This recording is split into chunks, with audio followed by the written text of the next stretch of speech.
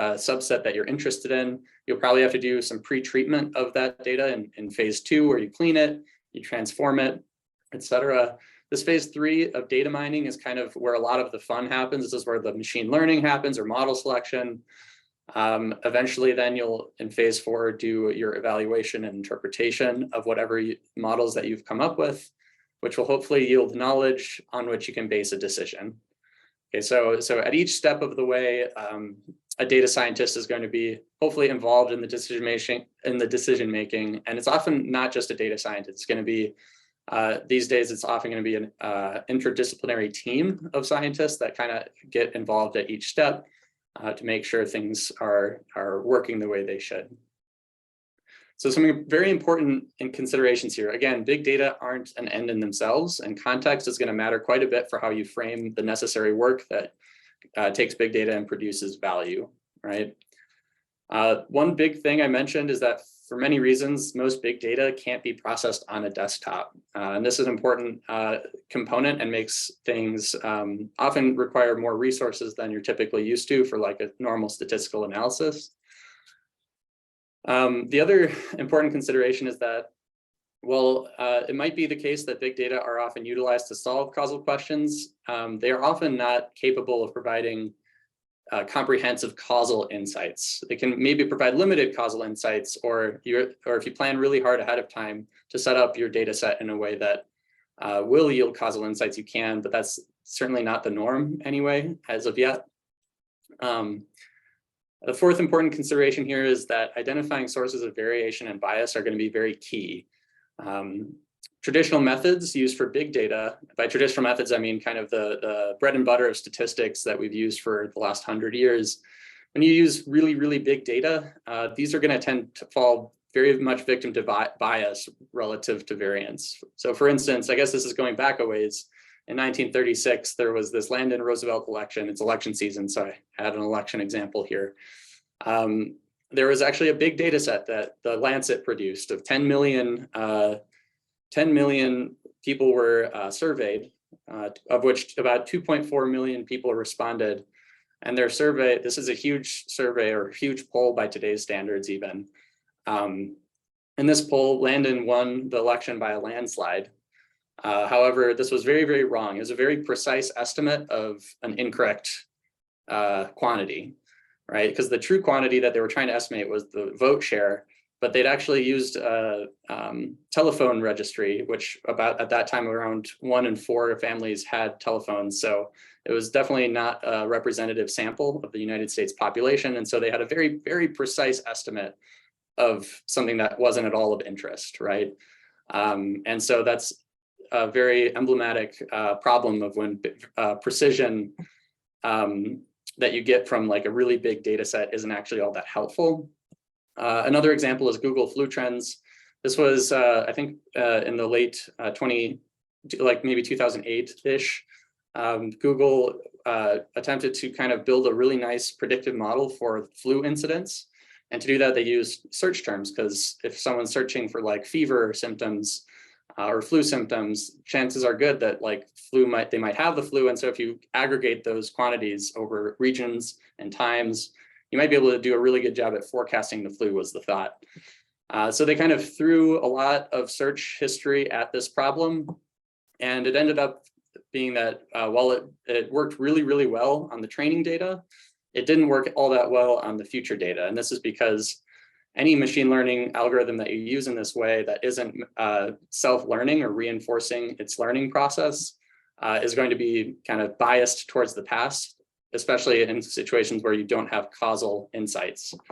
So what I mean in this case is that they were using things like high school basketball to predict incidence of the flu, because while that seemed to really correlate well with the flu incidence, there was no causal connection between high school basketball and the flu, at least not one that I can plausibly think of.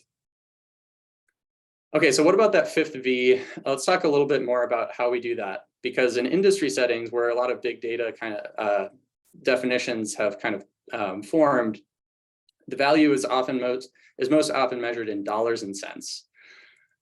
When you're talking about this in research or not-for-profit settings, I feel like we need to redefine this value proposition. What is the value proposition for big data in biomedical or healthcare settings? There's probably some good answers to this question, but I think the one that I keep coming back to is personalized medicine.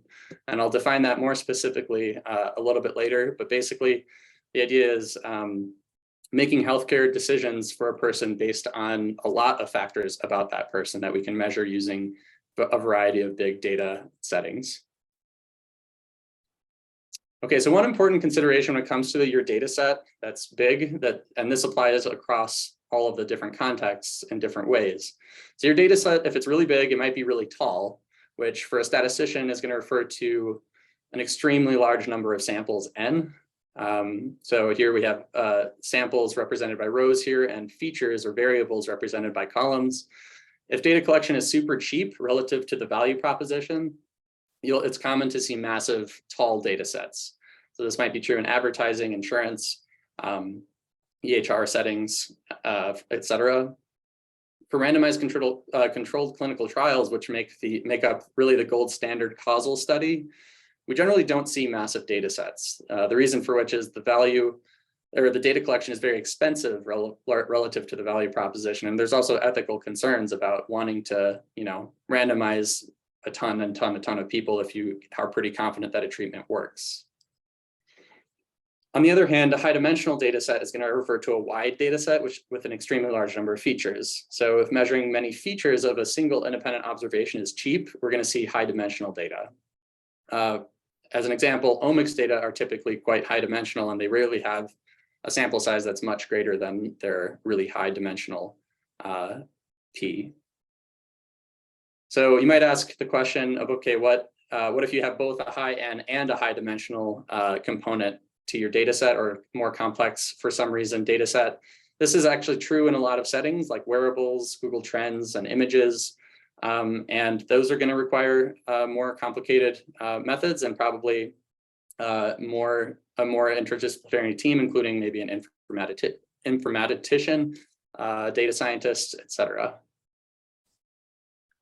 Okay, so a couple, I think, useful things can still be gleaned from this dichotomy of a high sample size versus a high dimensional data set. So on the left-hand side with a high sample size here, you're going to generally have very precise estimates or stable insights regarding the estimands that you might be interested in for that type of data. This is why I mentioned earlier that bias is going to be a key concern. You might be in that situation of having a very precise estimate of a quantity that's really not that interesting, right? There's also a possibility for diminishing returns relative to that value proposition. That's important to keep in mind. I will say, when we'll talk about this in a little bit later, but for machine learning, if you have a high sample size relative to your dimension space, black box algorithms or opaque, hard to interpret algorithms are going to tend to perform really, really well in that setting. In the high dimensional side of it, we have it's a little bit of a dichotomy here in that they tend to produce more unstable insights. If you were to recollect a similar sample, you might find different features that are important in predicting an outcome, for instance. It's going to be harder to find a stable insight from these high dimensional settings. There's also going to be issues relating to multiple comparisons or multiplicity. And if you have really high correlations among those dimensions, the causal effects might be difficult to disentangle from correlated features. This is what's known as the Rashomon effect, based on a Japanese movie of the same name, where one event happens and it's kind of interpreted through 4 different lenses that are true interpretations, but seem very contradictory. So if you have very correlated features, you might have many models that work about the same at predicting the outcome, but they seem to tell very different stories of the data. Okay, again, what do you do if you have both a really high sample size and very high dimensions? Well, really, as I said, it's first off not always clear what you do. It's going to depend on your goals and your context. And I'm just going to argue again that an interdisciplinary approach is going to be best here, including a clinician at least, or more, an informatician, a data scientist, a biostatistician, and maybe more. The same thing here goes for like complex data structures that can't easily fit either of these 2 molds. One other type of big data is called streaming data, and this doesn't neatly fall into either of these categories. What streaming data are is that they're continuously generated by potentially many different sources, and they refer to just very small amounts of data which arrive at a super fast rate. It's actually best thought about in the metaphor of an actual stream, where you have a bunch of potential data streams which lead to a data lake. So for example, you might have sensors in transportation vehicles, stock market data, website analytics, Twitter data. All of these kind of can be conceptualized as either streaming in at a very fast rate, or as they're all streaming to this big data lake that contains all of such data. And you can then think of processing and analysis that you do on the data lake as batch processing, whereas those that you perform on the streams as stream processing. And this is just some important vocabulary. I'm not going to go into this a ton because it does come up in some biomedical settings, but it's not ubiquitous. There is some more information at Amazon if you're interested in learning more. It is kind of related to time series analysis, which I'll talk about in a little bit as well. So that's kind of the overview of what is big data. From there, I'm going to switch gears and talk a little bit about the work that goes into bringing big data into or turning it into value. And to do that, we often use things like machine learning and AI. So that's the next section of this talk. Machine learning and AI, you might be asking, okay, what's the difference between these two things? It's a very common question. And I thought the best way to illustrate the difference between these two is to let AI do it for me. So I went to OpenAI, which is a playground where you can type in a prompt and an AI will give you some text that it uses a model to use to predict that text. And I thought it did a really good job, this AI, to describe the difference between machine learning and AI, right? So the terms are often used interchangeably, but there is a distinction between the two. Machine learning is a subfield of AI that deals with the construction and study of algorithms that can learn from data. In contrast, AI is a broader field that deals with the design and development of intelligence agents, like this exact agent that we're looking at, which are systems that can reason, learn, and act autonomously. I think the big difference to me anyway is that these AIs act autonomously. Machine learning doesn't necessarily have that connotation of acting autonomously. It's usually meant more to just model something and produce predictions for that thing rather than actions out of that. So once you get into performing actions, you're usually moving into more of an AI environment. AI is also can be used to produce images. There's many image generators that are fully AI based. This one is, did the same thing. I put in the search term or the terms machine learning and AI on the left. And this is what an AI produced to describe what AI is. And this is what that same AI used to describe what machine learning is. And you can see kind of the difference here where there's kind of I guess a human superimposed on this machine and on the left, implying that there's more reasoning and acting going on for the artificial intelligence than there is for machine learning. I'm not going to spend a whole lot more time on AI because that just opens a lot of different cans of worms. So we're going to talk a little bit more about machine learning instead. Machine learning is also often called by other things like data mining, and this is going to represent the third phase that I discussed earlier, which is it's the part where we are finding important patterns in the data after we've selected it and potentially done some pre-processing of it.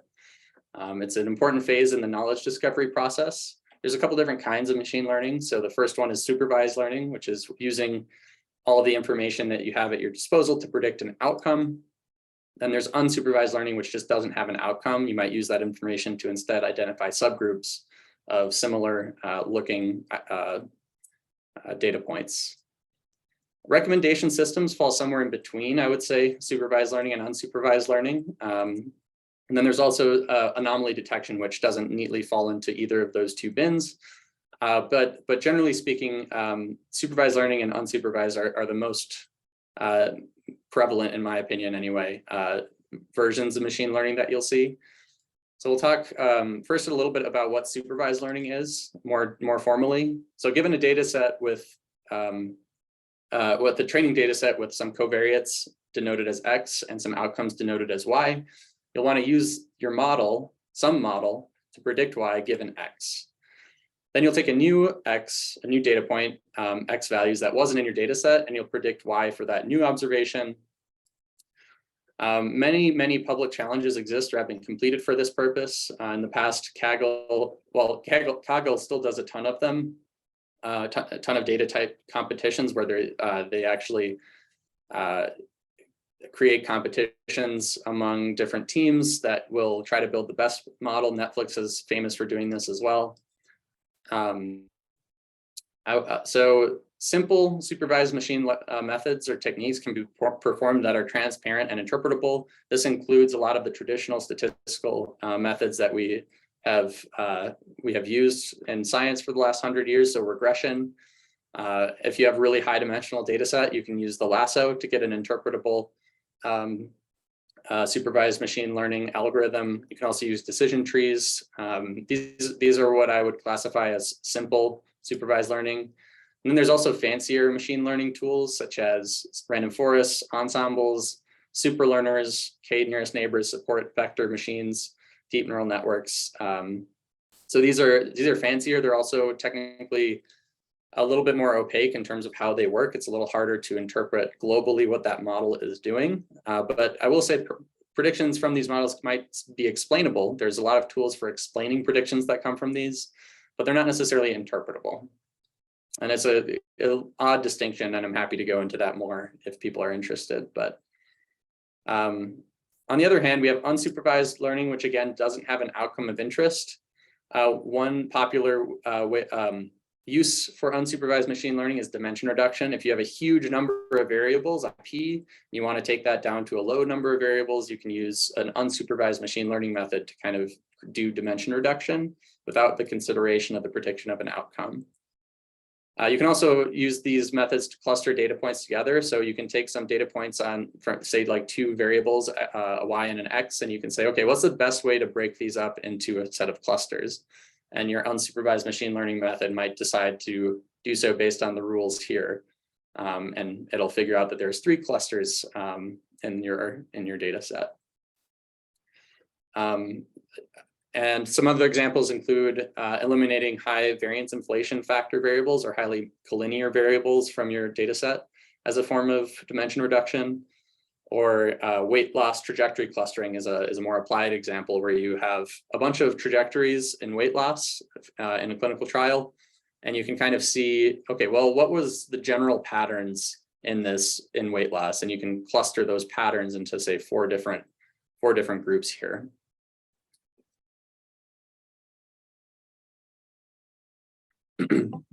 Okay, so supervised machine learning algorithms are often further classified, or I guess further binned into classification algorithms and regression algorithms. The only difference is really what is your outcome type. If you are using a categorical outcome or binary outcome, you're going to be in the left here where you're using a classification algorithm. So logistic regression is a classification algorithm. It's a simple one. A coin flip actually can be a classification algorithm, right? And it's probably not going to be a good one, but it's often actually a useful comparator, right? So if I have a really complicated machine learning algorithm and it doesn't do any better than a coin flip, then that means I've wasted a lot of time probably, right? So really any set of rules or equations with which output a class prediction or a probability is a classification algorithm. Unique to classification algorithms are the following performance measures that are frequently used. There's more that I haven't listed here, but these are common: misclassification rate, area under the ROC curve, sensitivity, specificity, and more. Now, on the other hand, regression algorithms have a continuous outcome. And very confusingly, logistic regression is not a regression algorithm in the ML world, since the outcome has to be continuous, right? So that's just a weird quirk, but some examples of regression algorithms include linear regression, partial least squares, regression trees, and many others. Performance measures unique to regression algorithms are going to include the root mean squared error and R². So often these performance measures are going to be estimated using some sort of extra sample or out of sample validation, where you might collect more data or divide your data into multiple resamples and kind of train your data and test it many different times in order to see how it does, how your model predicts on data that wasn't used to train that model. Wanted to also talk a little bit more about interpretability. So I mentioned simple versus black box models. I actually debated this whole, I debated one of my colleagues, Alex Kaiser, to determine which is better, a simple model or a black box model. It was really fun a couple of years ago, and I don't know. I think the setting is going to matter quite a bit, and the context is going to matter quite a bit. But I think there's arguments to be made that both are useful in certain settings. So simple models tend to have parameters which can be interpreted in sentences and words. The process by which predictions are made is mathematically tractable and understandable. So for example, if you have an outcome of forced expiratory volume of a lung, the older a child, the larger our prediction for their FEV. That's very easy to understand, and it makes sense, right? That's what we would get out of a linear regression. For the very famous Titanic data set, you could find that patients in third class or crew on the Titanic had the worst odds of survival. This is, again, interpretable. It's something you would get out of a logistic regression on that data set. On the other hand, a black box model, if they do have parameters, they often can't be well understood. So think if you've ever done regression with interactions and higher order interactions and tried to interpret them, it's very difficult. You can't really do it in sentences and words unless you have no page limit, I guess. So the process by which predictions are made in these black box methods need not be mathematically tractable by humans. And then really the goal is to take some inputs, throw it into some question mark algorithm, and then output predictions, right? So the question marks are left blank by the researchers who only really care about the predictions themselves and that those predictions perform well. So when to use either of these. So this is just going to be kind of rapid fire reasons for both of these. So an interpretable statistical model might be the better choice if you have uncertainty inherent in your outcome, if the signal to noise ratio is low, if it's hard to find a signal in your outcome or in your data, if you want to isolate the effects of a small number of variables and interpret them, if uncertainty in an overall prediction or the effect of a predictor is sought, if additivity is the dominant way that predictors affect the outcome and that interactions are relatively rare and can be pre-specified. Now, interestingly, my dissertation actually looks at that parenthetical here and says, do we really need to pre-specify all of these interactions and assume that they're relatively rare? And we found that if you are smart about how you do your model selection, you actually don't need to pre-specify them or assume that they're relatively rare. And you can still end up with fairly interpretable models. It's something called rank sparsity that we developed. So, but I digress. So if your sample size isn't huge, you might be better off with a interpretable statistical model. If you want to isolate the effects of special variables, such as maybe a treatment or a risk factor, and if you want the entire model to be interpretable and ethically tractable. We'll talk about that last statement towards the end of the talk here. On the other hand, if a black box ML model might be the better choice if the outcome doesn't have a strong component of randomness, or in other words, if the signal to noise ratio is large. This is often the case with imaging data, for instance. If overall prediction is the goal without being able to simply describe the impact of any one variable, if you're not interested in necessarily estimating uncertainty in the forecasts or in the effects of selected predictors, if you do expect there to be a high degree of interactions or non-additivity amongst your variables, if you have a huge sample size, as I mentioned, if you have one of those really tall data sets with huge sample size, chances are good that your black box ML model is going to be better than an interpretable statistical model. Also, if you don't care about the fact that it's a black box. So this is some opinions, and I think that a lot of them do ring true. The source for a lot of these is Frank Harrell's regression blog. Some additional resources on machine learning are listed here. I highly recommend Applied Predictive Modeling by Max Kuhn and Kjell Johnson. Some other good ones are listed here: An Introduction to Statistical Learning and the Elements of Statistical Learning for a deeper dive. If you haven't read Leo Breiman's Statistical Modeling, the Two Cultures, along with all of the discussion and additional comments after that, I highly recommend that as well. But from there, we're going to move to a survey of different big data contexts. And I'll go into some more depth into some contexts than others, and I'll point you to other resources for some of the other contexts that I won't touch as much on. So the first one I wanted to touch on are wearables. Wearables are sensors that are worn on the body. I have, my watch on. This is an Apple Watch, and that counts as a wearable. It's constantly collecting data on me. It's measuring accelerometry at the sub-second level and generating massive amounts of data. Dimension reduction, ML, and AI are all used to aggregate that data into useful, meaningful quantities, such as activity counts, sedentary behavior, steps, gaits, sleep quality, and more.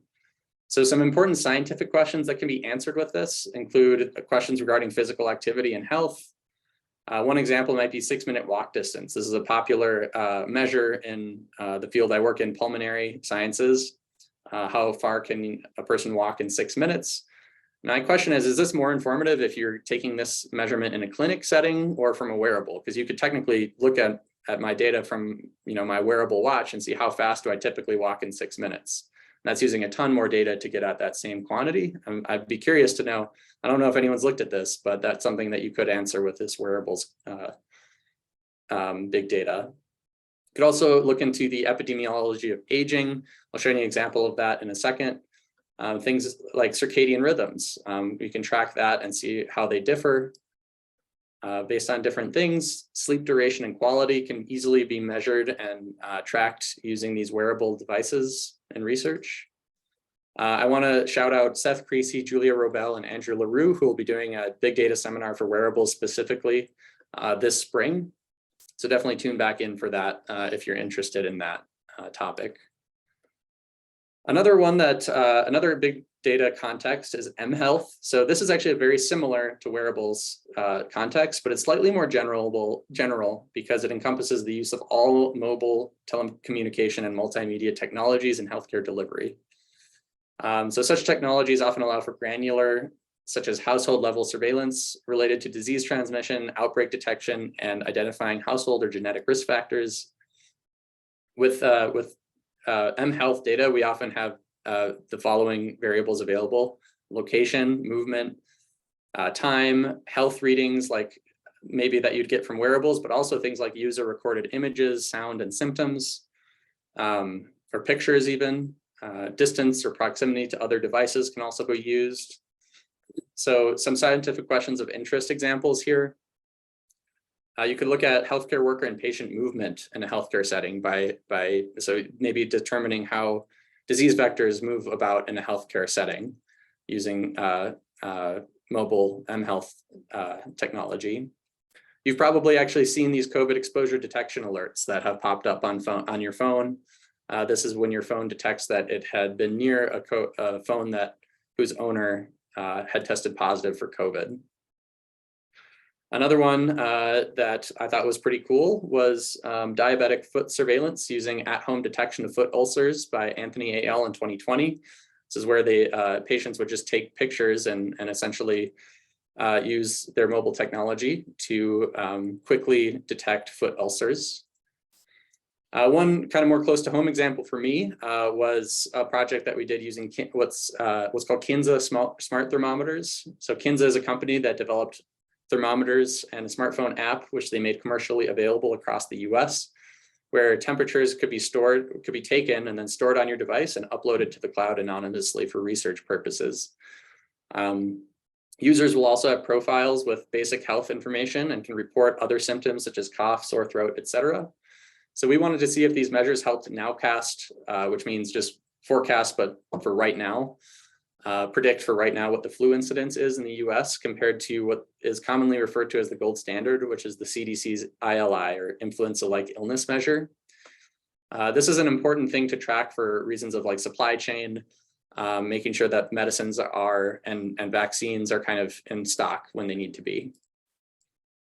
So we found that there was an insanely high correlation amongst measures of distinct fevers from these devices and flu incidence. And this was very regional as well.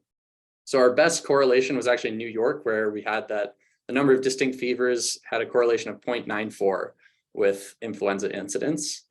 In Wyoming, where we had our lowest correlation, because presumably we had many fewer devices, it was still a fairly high correlation as far as this type of data is concerned, 0.48, and it's highly significant if you care about that kind of thing. So we showed that using this Kinza thermometer data, you could actually reduce the squared error for forecasts by 43% or more. The baseline models that didn't include Kinza data missed the peak of the influenza season by an average of about 2.5 weeks, whereas models incorporating that data missed the peak by about 1.5 weeks. So about a week more accurate in terms of predicting the peak of flu season, which is really the most important part of these models. There were only 3 out of 50 states, or I think maybe like 48 states total, where their model performance didn't improve with the thermometer readings. But in 12 states, the optimal model's squared error declined by over 60% when incorporating that thermometer data. So I think this really showed how mHealth can really boost nowcasts and our understanding for how bad the flu is at a given time and place. So some other cool examples of research insights from both wearables and mHealth data. The Datenspend study in Germany showed that you could use this anonymous wearable data at a huge scale, over 500,000 participants. So this is both the wide and tall data, right? They used the wearable data to calculate the regional probability of COVID outbreaks, incorporating individual data on pulse, physical activity, and sleep. I thought that was pretty cool. The Apple Heart Study is another really big one in 2019, where they had almost the same amount of participants with Apple devices, and they showed that these wearable devices could detect AF, atrial fibrillation. They also showed separately that this wearable ECG patch could generate mobile electrocardiograms or at-home electrocardiograms, which was pretty cool. Some other examples, electrolyte monitoring for cystic fibrosis or training management, measuring continuous non-invasive blood glucose, and wearable smart inhalers and activity trackers for asthma monitoring was shown to be able to predict uncontrolled asthma. So all sorts of different settings where these wearables are coming into play lately, and it's really cool to see. Another context for big data is administrative data. And this refers to quite a big bucket of data sets. But the definition is usually that these are data collected routinely by organizations, not necessarily for research purposes. So things like claims data, financial data, billing, EHR data, all can be thought of as administrative data. Again, they're not typically collected for the purposes of research, but they can still be utilized to answer interesting questions related to research. Typically, they're going to allow for extremely large sample sizes, high N, because the data is very cheap and easy to acquire. The nice thing is those tend to be super well documented, which facilitates good data management. It's still going to be hard to do data management. You'll probably still need to maybe have a data scientist or an informatician to do data management, because the data is just so massive, but it does at least tend to be well documented. It is important in this setting to consider the many possible sources of bias, as I talked about in the beginning. Some examples of administrative data sets that are popular in research include the Medicare and Medicaid data, Premier data, census data, NHANES data, and I've done a few projects with the Healthcare Cost and Utilization Project from AHRQ. I'll talk about a couple of those examples in a second. They contain rich information on national and state level healthcare utilization, access, quality, charges, and outcomes. So these are just a sample of really prominent administrative data sets that are out there. Yeah, so to give you one example from using HCUP data, surgical site infections or SSIs after total knee or total hip arthroplasty are devastating to patients and costly to healthcare systems. So we were wondering, are SSIs seasonal? And can you use administrative data to show that? Because if we find that, then that gives us ideas for maybe when to do interventions or what types of patients might be most at risk for SSIs. So yeah, we can just go to HCUP's National Readmission Database, and we found over 2 years there were over 760,000 procedures, a lot of which, or not actually that many of which, 1 to I think it was like 1 to 6% of which would come back for SSI. So the rates are pretty small, but we still could detect that the adjusted SSI incidence was quite a bit higher in June versus December, which actually wasn't quite as well known in 2018 when we published this as it is now. And this was true for both TKA and THA, and you can kind of see the pattern here in terms of the risk of SSI throughout the course of a year. As another seasonality-based example, I also looked at cellulitis, which is a skin infection. And I used a slightly different data set, which is bigger than the National Readmissions Database. The National Inpatient Sample has many more years available, and it's meant to be nationally representative. So we used data from 1998 all the way to 2013 to show that hospitalizations for cellulitis have dramatically increased in incidence and in the associated costs. We also showed that the incidence was seasonal. You can really quite easily visualize the seasonality of cellulitis, and that had previously been unknown. Our methods for this particular one were actually a little bit unique because we actually just extracted all of the counts of cases by month and then modeled it as a time series, which we were able to do because we had such a long series of observations. And this proved to be especially efficient because if we hadn't done that, we'd have had to do all of our analysis on over 5 million records. But since we could kind of go to the time series type of analysis, it became much easier to model that seasonality. The next big data context I want to briefly mention is electronic health records. The EHR consists of clinic notes, medications, labs, demographics, registries, vitals, billing codes, outpatient encounters, and more. So databases live as either structured data, semi-structured, or unstructured data, whereas structured data is easiest to work with for a research perspective. These are things like ICD codes that are mapped to particular conditions. Maybe they're not mapped perfectly, but they're still structured. Semi-structured data might be like medications and dosage. So you might have specific drugs right next to the amount that's given. So you have to do a little bit of work to extract the dose from the medication. And then unstructured text is just going to be kind of a free-for-all in terms of whatever was entered as clinical notes. You'll see all of these types of data in an EHR, in an EMR, yeah. So our campus actually has an EMR repository and quite a bit of resources available for working with the data. I'm going to point you to Health Data Compass, the Colorado Center for Personalized Medicine Biobank. CETA can help analyze this data, and D2V is an important other resource. Laura Wiley is going to be presenting on this topic at the next month Big Data Seminar, so I didn't want to touch too deeply onto this topic, other than to show you one cool example that I came across recently from someone that works here at CU. So in this example, investigators looked and they created this harmonized EHR data and they used some really complex machine learning models that they then incorporated into clinical care. So in the context here, there's this issue called drug-induced QT prolongation, which looks like this on an EKG. Basically, you might see this is your normal, but like on certain drugs can cause a prolonged interval on this QT. So they found about 35,000 patients at risk for this drug-induced QT prolongation using our EHR, and they were able to extract about 6,500 features, which is so that we've got a really tall, really wide data set. And this data includes medications, procedure codes, diagnosis codes, labs, and demographic data.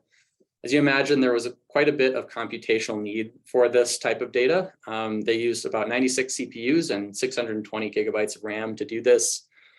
Just kind of highlights you can't do this on your desktop or your laptop, right? So, but they did find that deep neural networks, which are a black box machine learning algorithm, they were found to best predict the outcome, achieving an out of sample AUC of 0.71. So this is a cool local example, and it kind of highlights a lot of the value proposition of using big data together with machine learning. So some additional contexts in research that come to mind that I want to point you to some resources here. So Both Tel Bennett and Debashis Ghosh gave great big data seminars in the last 2 years on big data in response to the COVID-19 pandemic. I've linked to those 2 videos here, and they're available on the CEDA's website for the big data seminar series. I highly recommend you checking those out. Omics is one that I didn't want to touch on in too much depth because Katerina Kekris is going to discuss this context in March of this year, and she has done so a few times in the past at big data seminar series. So this is a very, very important big data context, and especially in the context of personalized medicine as well. But so I wanted to point you to that for omics. Imaging is another one I won't have time to touch on in a great amount of depth, but imaging data are often very, very large data sets, which have really cool insights you can get from them, and very important considerations that are unique to imaging data. Fu Yangxing and Antonio Perez will be discussing this in April this year. And then in the past, we've also used the big data seminar to discuss evidence synthesis. And then, as I said, wearables and EHR data will be covered in more depth this year. A final thing I wanted to touch on when it comes to big data context is registries, particular patient registries. I think increasingly I've seen that patient registries and large cohort studies are being augmented with data from other big data contexts. So for example, the SEER Medicare data is a cancer registry which contains a huge proportion of all cancer patients, 35% of all cancer patients linked to Medicare data. And so this is kind of a registry that's being augmented with administrative data. The All of Us study is a disease agnostic cohort study gathering data from wearables, as well as social determinants of health, family history, and healthcare access. This is going to be kind of amalgamating tons of different contexts of these big data and using it to help people with different types of diseases, possibly rare diseases. Progress is a study that combines wearable data with electronic health records, biosamples, and patient-generated data to identify what influences how your body responds to food. NCDB contains 70% of newly diagnosed cancer patients linked with over 34 million historical records on those patients. And one example that I'll point to by 2 people I mentioned earlier, Julia Robel and Andrew LaRue and their colleague John Muscelli, they use the UK Biobank, which contains data on over 80,000 subjects with granular wearable data, genetic data, and outcomes to show some really cool physical activity patterns in this large London-based cohort or UK-based cohort. So I think this is really cool because these new frontiers are kind of combining everything together with the end goal of personalized medicine, right? If to formally finally define what personalized medicine is, it's a type of healthcare in which treatments of patients are tailored to individuals based on the person's genetic makeup, their biology, their lifestyle, and their medical history. So I'll ask, after what we've just discussed, what big data contexts are involved with these individual factors? Well, really most of them, right? I mean, the EHR contains important medical history. Wearables is going to contain valuable lifestyle data. Omics is going to contain very valuable biological data. mHealth is going to track lifestyle. Imaging is going to track biology and potentially other things as well. So all of these things kind of come together to form a picture of what personalized medicine could be. So how can these data sources be used and streamlined for personalized medicine? Well, I will say data harmonization and integration are critical for this endeavor. And together with that, with all this vast amount of data available, ML and AI tools can and probably need to be used to predict how a person is going to respond to different treatments. However, one key question here is who is ultimately accountable for personalized medical treatment decisions informed by ML or AI? And this leads really nicely into the last section of my talk, which is ethical considerations, right? So if anyone has a guess for who is ultimately accountable for this, go ahead and put it in the chat or speak up. But Yeah, so the last section of this talk is about ethical considerations. And really, I'm going to talk about more questions than answers, but they're important questions. And you need to ask them if you're working in a big data context. First big thing or topic is privacy. But the question is privacy of individuals maintained with big data? Now, you might say, yes, my data is de-identified. But if you have a set of, like an image, for instance, of a kid's face, is that possible to be de-identified? Or if you have a set of markers that are so specific that you could perfectly reproduce it and figure out who that person is using that test, is that gonna really be de-identified? So really there is a trade-off, right, between the privacy and one of the V's that we discussed for data, the variety of data. So is it possible to de-identify high dimensional data? Maybe, yeah. Is it possible to de-identify location data? Again, yeah, I could think about ways to de-identify these types of data. But can I do that without losing valuable information is another question. Because if I de-identify location data, it probably means scrambling that location data to some extent. And you might completely lose what you're trying to get at if you scramble that location data, right? So this has to be a context-driven decision. And it's going to not be completely straightforward how to do it in any given setting. All right, so who can access the stored big data is another important privacy question. We have protections for healthcare data like HIPAA, which means that this big data and private data is not and cannot be shared. But there's the issue of data security, right? So who can access this? Can we make sure that the data is not accessible or potentially could get hacked or something like that? The security of that is an important thing. So some further reading on this topic, I've linked to here. There's a lot of different good thoughts on this topic. One kind of thing I'll leave this topic with that gave me a very bad taste in my mouth, to be honest, is I typed in to the Hotspot AI image generator privacy to see what this AI decided or thought privacy looked like. And this is the image that I got.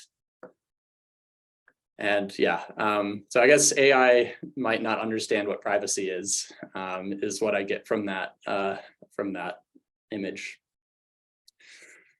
Okay, so another important concept when it comes to the ethics of big data is the issue of algorithmic bias. First, I'll define what that is. Algorithmic bias is the tendency of any sort of machine learning algorithm or any sort of learning algorithm to reinforce stereotypes and to reinforce the status quo in potentially very opaque ways. This can cause things to be very unfair, can cause great inequities when it comes to the application of AI. And it's really hard to detect in the case of black box models in particular. So as an example of this, according to an article that I've linked, Proctorio, you might have heard of, is a popular service which actually had a contract with the University of Colorado, watched its business grow about 900% after campuses began closing due to the COVID-19 pandemic.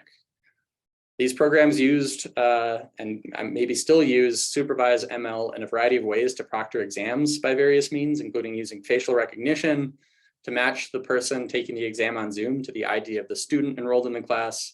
And then it would create flags for review if cheating was suspected based on eye tracking. It'd also follow web traffic to monitor sites utilized during the exam, et cetera. So given the context of algorithmic bias and what we've discussed, what do you think of the idea of institutionally implementing this auto proctor system? Well, in the interest of time, I'll just tell you I didn't like it. Yeah, so some additional concerns. Of course, selection and sampling bias are huge. We discussed this when we talked about the polling error at the beginning, but researchers might accidentally very precisely answer the wrong question and biased data sets are going to have limited generalizability, even if the sample size is massive. One final example is this 2013 Boston pothole detection, where they use smartphone apps to detect potholes throughout the city using GPS and accelerometers in the smartphones. Of course, especially at that time, people in lower income groups were less likely to have smartphones. So which potholes do you think were patched in that setting? That's just an example. Some other important questions in terms of our transparency. So how can we build trust in black box or transparent ML AI systems when we don't understand how they work? I think you can only build trust in an AI or ML system if you have repeated observations and you build trust with that. But we're not quite there yet. And so how do you build trust in something that you can't kind of have a repeated loop or a reproducibility loop? The best way to do that, I think, is to have a transparent model where you can actually explain how something works. So who are the stakeholders of big data? And I'll go back to who is accountable for ML or AI systems ultimately. And I think my big point here is that the only person who's ultimately accountable for ML or AI systems making decisions about health are the patients about whom those decisions are made. They're the ones who are going to, in 10 years, either suffer as a result of that decision or benefit from that decision. So they're really the most ultimately accountable, and they're usually often not thought of as stakeholders of big data, which seems odd to me. But I think in healthcare and personalized medicine, they really ought to be considered important stakeholders. All right, so to summarize, a large value proposition for big data in biomedical settings is the prospect of personalized medicine. Health and its determinants are extremely multifaceted, and they require an extremely high dimensional set of variables to measure accurately. New technologies are producing massive amounts of data from large and diverse populations. And as a result, new insights are occurring at a rapid rate from all of these different types of technologies. I would say that one of the big takeaways is research increasingly requires interdisciplinary teams with both data scientists, clinicians, et cetera. And finally, while these ML and AI systems can certainly be beneficial, transparency, bias, and trust are important considerations in the application of them, since the people ultimately accountable for decisions made are patients. So with that, I'll thank you guys for listening to the whole talk. And if there's any questions, I'm happy to take them. Yeah, very nice presentation. I just have a question for the surgical site infection with seasonality. Yeah. Yeah, I'm curious, how do you model the seasonality? Was that a generalized additive model with cosine term of time, or is time series analysis with a Riemann model? It wasn't a time series analysis. It was, we only had 2 years. So we used 2 parameters, a sine and a cosine seasonal term to model the seasonal effect in that case. Yep. Thank you. Yeah. So in the chat, there is a question from Abby Hills asking, how many observations or variables would you say an average a tall data set has? And they're curious if there is a general consensus on its millions, whether it's millions, hundreds of millions, billions. I think it's probably like an order of magnitude question. So so you say both observations and variables, but variables I think of as P. Right. That would be more variables would be wider of a data set. So let's just say that we've restricted that to under 250. I don't know. Then a tall data set, I would say, would probably be in the, it's going to depend on context. I would say, it keeps changing. So it's kind of hard. I would have said maybe 5 years ago, I would have said 10,000 is a tiny data set. It's still a tiny data set. I'd say 100,000 is bigger. Nowadays, 100,000 is not all that big. So I'd say it's constantly increasing. I would say the better way to think about it is, can it be loaded into RAM on a desktop? So right now, a nice desktop is going to have about 64 gigabytes of RAM. If you're getting to a data set that has more, that's larger than that, that would probably be something like what I would refer to as a massively tall data set, and something that requires more compute space or more area than a desktop can provide. Good question. Yeah, and the reply makes sense. Thank you. Any other questions?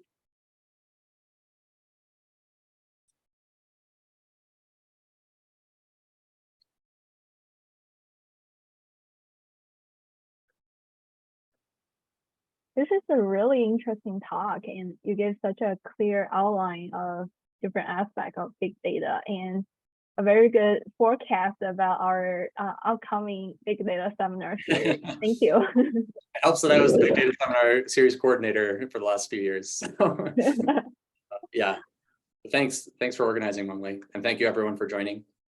Thank you, everyone. And I will post the recording to the unlisted YouTube as well. Great. Thanks.